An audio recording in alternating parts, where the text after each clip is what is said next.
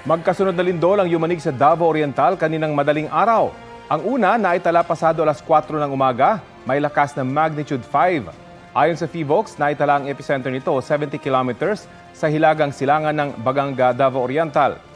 Intensity 3 ang naitalang pagyanig sa bayan naman ng Lingig sa Surigao del Sur, habang intensity 2 sa bayan ng Bislig. Wala namang inaasahang pinsala pero maghanda raw sa posibleng aftershock. Nasundan nito ng magnitude 4.8 na lindol pasado alas 5 ng umaga.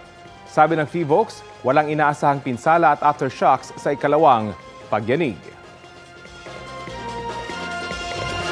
Kapuso, alamin ang maiinit na balita. Bisitahin at mag-subscribe sa GMA Integrated News sa YouTube. Sa mga kapuso abroad, samahan niyo kami sa GMA Pinoy TV at sa www.gmanews.tv.